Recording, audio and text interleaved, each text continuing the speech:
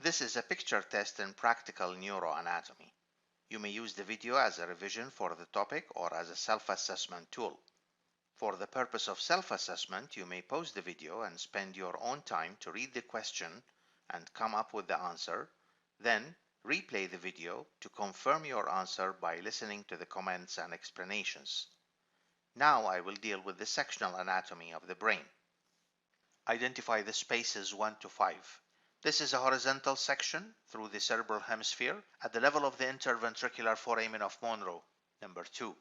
The foramen opens into the lateral ventricle from one side. Here you can see the anterior horn is shown. That is number 1. Note that the anterior horn extends forwards from the interventricular foramen into the frontal lobe. Hence, it's also called the frontal horn. Also note the large head of the caudate nucleus projecting from the lateral wall of the anterior horn.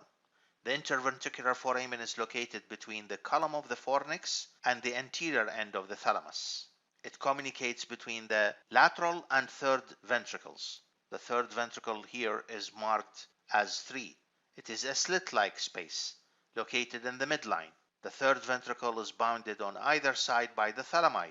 The wide space 4 is the trigone of the lateral ventricle, where the body of the lateral ventricle meets the posterior and inferior horns. You can see here that there is a substantial amount of choroid plexus of lateral ventricle resting on the trigone. This can be also seen in a computed tomography scans of the brain because it contains a small amount of calcified material. Just anterior to the trigone is the narrow tail of the caudate nucleus. From this position, it curves and extends forwards in the roof of the inferior horn. The posterior horn of the lateral ventricle is shown in 5. It extends into the occipital lobe, hence it's also called the occipital horn. It's of variable length and is surrounded by white matter. Note here that the forceps major or forceps occipitalis, the fibers of the corpus callosum, they bulge into the posterior horn of the lateral ventricle to form what is called the bulb. Match the following statements with the lettered labels. This is a section of the midbrain. You can see the narrow cerebral aqueduct, which is the cavity of the midbrain. Also note the tectum with colliculi located posteriorly. Anteriorly, you can identify the longitudinally running fibers forming the crus cerebri or basis pedunculi in E. This is on either side of the interpeduncular fossa. The crus cerebri contains projection fibers, corticopontine, corticobulbar, and corticospinal. The fibers, as the name indicates, they arise in the cerebral cortex, cortico, and then they descend to the brainstem or spinal cord. Therefore, E matches with 3. Fibers arise from the cerebral cortex. Note that the section is at the level of the decussation of the superior cerebellar peduncle, shown in D. The decussating fibers originate from cerebellar nuclei, like the dentate nucleus, and they project to the thalamus and the red nucleus. The superior cerebellar peduncle is the principal efferent bundle of the cerebellum, although it also contains some afferent fibers, like the ventral spinocerebellar tract. Thus, D, the superior cerebellar peduncle, matches with 2 fibers arising from the dentate nucleus. Since the superior cerebellar peduncle decussates in the lower midbrain, then in this region of the tectum, it is the level of the inferior colliculus, A. This is a sensory relay nucleus in the auditory pathway. Fibers of the nearby lateral lemniscus synapse here, and the axons of neurons in the inferior colliculus, they pass through the inferior brachium to reach the medial geniculate body of the thalamus. So A, the nucleus of the inferior colliculus, matches with 1 sensory relay nucleus.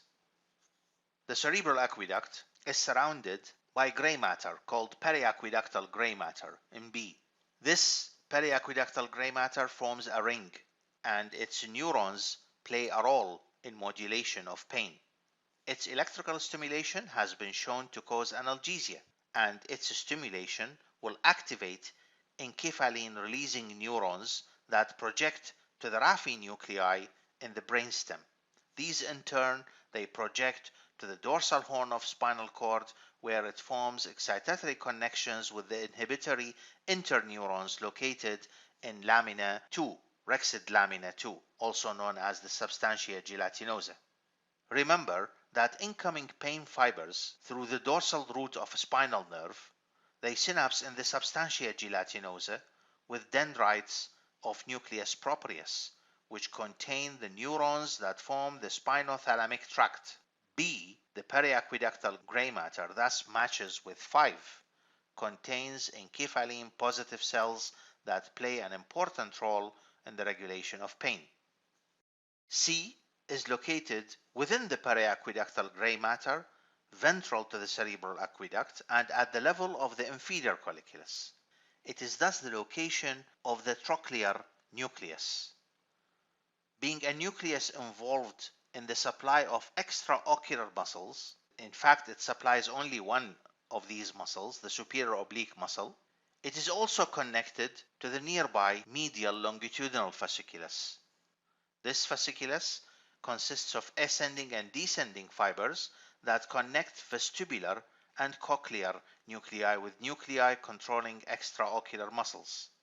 The trochlear nucleus here, oculomotor nucleus at a higher level, and the abducent nucleus at a lower level in the pons. C, the trochlear nucleus, thus matches with 4. That is, it receives input from the vestibular nuclei. This input is received via the medial longitudinal fasciculus, and it is for coordinating head and eye movements. Match the following statements with the lettered labels. This is a section of the open part of the medulla, which is the upper part, the part that does not contain a central canal, but in which the canal opens to form the floor of the lower part of the fourth ventricle. Note the crumpled back shape of the inferior olivary nucleus that characterizes the upper medulla. The most lateral part of the floor of the fourth ventricle is formed by the vestibular area, deep to which is the vestibular nuclei, represented in A. The vestibular nuclei consists of a group of 4 nuclei that extend between the rostral medulla and caudal pons. A, the vestibular nuclei, thus matches with 1, receives input from the vestibular apparatus, of course through the vestibulo-cochlear nerve. B is a longitudinally oriented tract through the posterolateral region of the medulla. This is the solitary tract. It is surrounded by the nucleus of the solitary tract, nucleus of the tractus solitarius. The tract consists of sensory fibers derived from facial, glossopharyngeal, and vagus nerve. These fibers, they course caudally through the medulla and enter the nucleus solitarius at various levels, where they synapse upon second-order neurons. The fibers derived from the facial nerve, they convey taste sensation from the anterior 2/3 of the tongue. These fibers are primarily carried by the lingual nerve, and then they are delivered to the facial nerve through the chorda tympani. Fibers of the glossopharyngeal and vagus nerves, they carry taste impulses from the posterior third of the tongue. These taste fibers, they terminate in the rostral or gustatory portion of the nucleus solitarius. Thus B matches with 4, transmits taste impulses.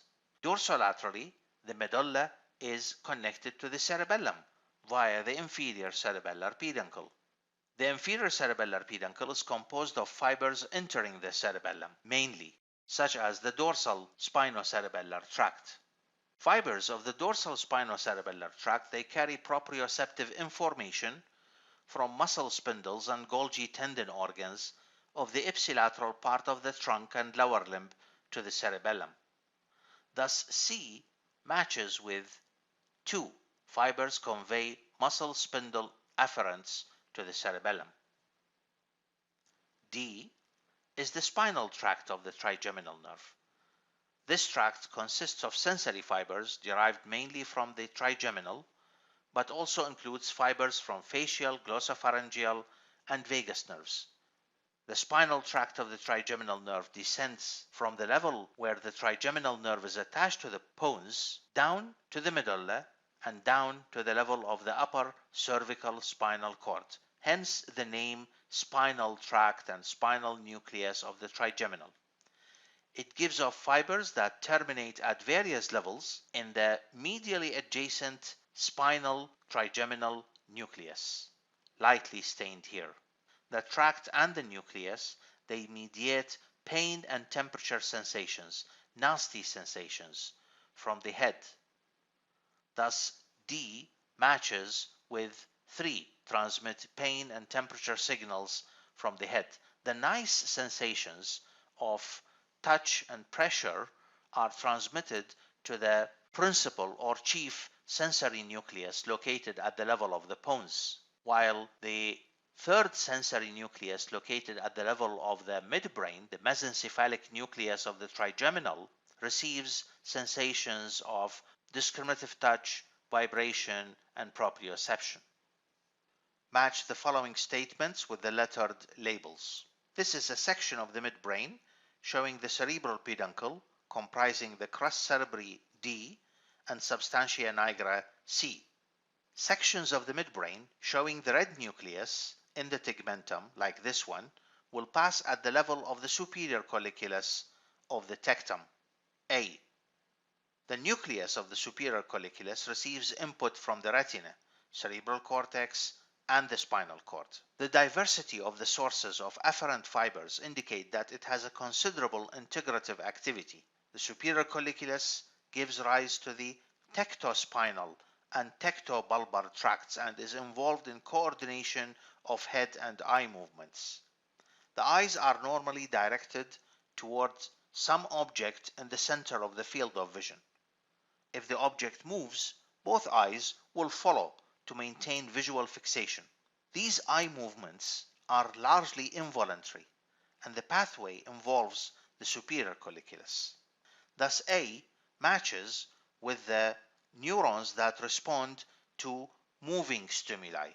In statement 4, the interrupted dark lines represent a nerve tract that emerges from the midbrain in the interpeduncular fossa. This is the oculomotor nerve, emerging from the anterior part of the midbrain at the level of the superior colliculus. Note that it is connected centrally to nuclei located in the periaqueductal gray matter. The oculomotor nucleus is located at the level of the red nucleus. Dorsal to the main oculomotor nucleus is another nucleus related to the oculomotor nerve. This is the Edinger-Westphal nucleus, which contains preganglionic parasympathetic neurons. Axons from the Edinger-Westphal nucleus accompany the motor fibers of the oculomotor nerve into the orbit where they relay in the ciliary ganglion. Postganglionic fibers from the ciliary ganglion supply the sphincter pupillae muscle of the iris and thus can constrict the pupil when a light falls on the retina.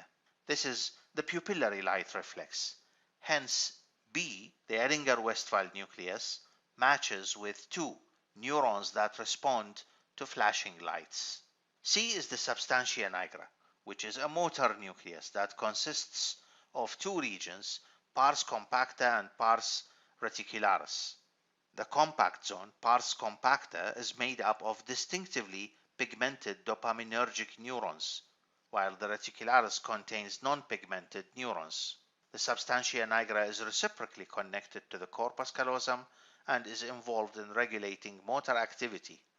Its neurons undergo degeneration in Parkinson disease. Thus, C, substantia gelatinosa, matches with 3 source of dopaminergic innervation of the corpus striatum. D, the cerebral peduncle, is a massive ventrally located fiber bundle that consists of corticopontine, corticospinal, and corticobulbar fibers. The corticopontine fibers occupy the medial and lateral portions of the crus cerebri, while the corticospinal fibers occupy the middle region. The corticospinal fibers are upper motor neurons of the pyramidal pathway. Thus, D corticospinal fibers match with upper motor neurons in statement 1.